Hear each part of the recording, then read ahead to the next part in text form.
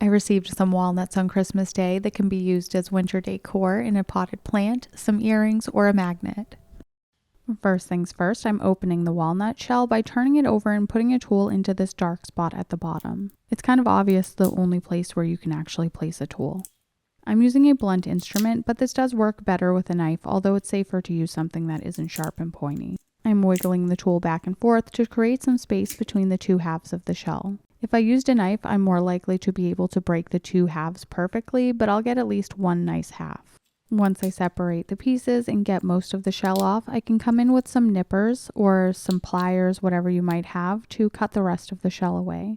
There's a natural line to follow where the two halves are separated. I'm choosing this shell because there's a lot of space inside and it's pretty symmetrical. I'm painting the inside of the shell to look like a wintry night sky, so I'm using some blue. It's reading darker on camera, but in real life it was a bit too bright, so I added some black to tame the blue. I squeezed some black acrylic paint right on the paintbrush and mixed it inside of the shell. Next, I'm dipping a stiff brush into some watery white paint and creating speckles. You can use a toothbrush for this as well. The white speckles look like a starry night sky or snow. I'm painting the North Star.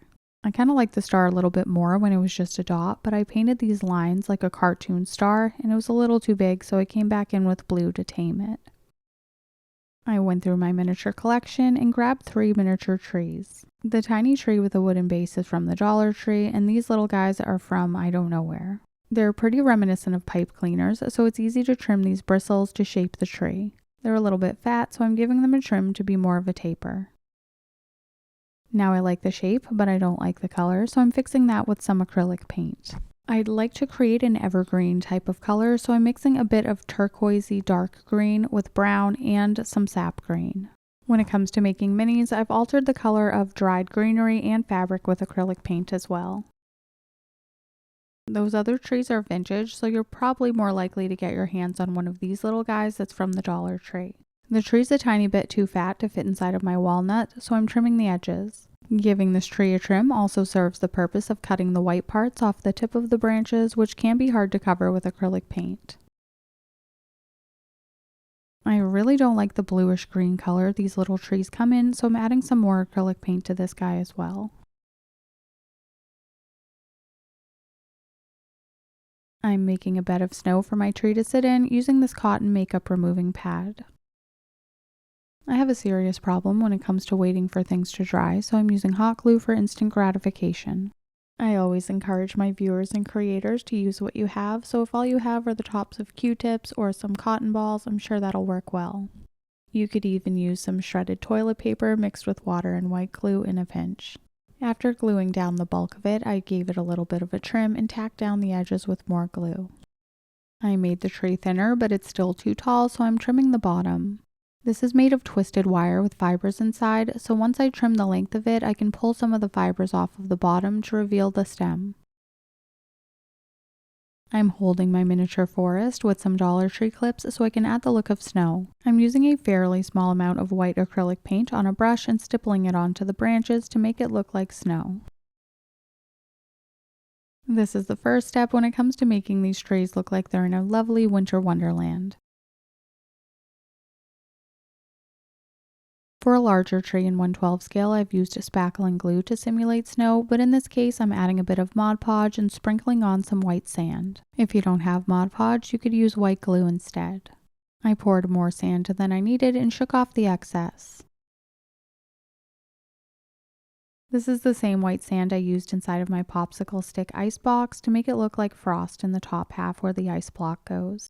You could also substitute baking soda and add fine glitter for a little bit of shine. I'm attaching the tree as far back against the shell as I can to leave as much space in the foreground as possible. I was initially planning to create a tiny forest, but instead I'm adding a snowman using these tiny styrofoam balls. I got these from Earth and Tree Miniatures as part of a 25-cent grab bag.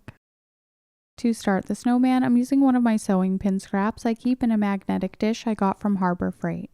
I added a black glass seed bead onto a pin that still has its head. I'm using a pin to make a hole in some black cardstock scrap paper. The paper wasn't quite black enough, so I'm making it darker with a Sharpie and then sealing it with gloss Mod Podge. I dried the Mod Podge quickly with a hair dryer, and now I'm cutting out a circle. The hole I made with the pin is at the center of the circle.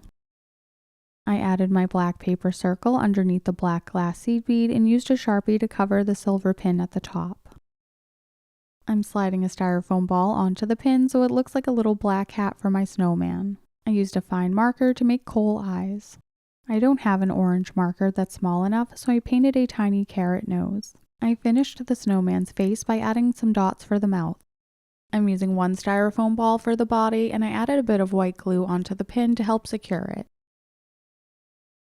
To make a scarf for my snowman, I'm creating my own pattern using a Sharpie and some white fabric. The lines were a little too far apart in the first pattern I created, so I made a second one with tighter lines. The ink does bleed and spread a bit, so maybe you could seal both sides of the fabric with Mod Podge prior to using the marker to prevent this.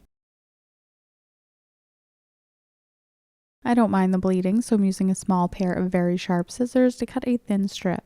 Keep in mind the size of your snowman and how small this needs to be stay in scale. I'm trimming the end of the fabric and pulling some of the horizontal threads to make the look of fringe. This is so tiny you can't really see it, but it's cute.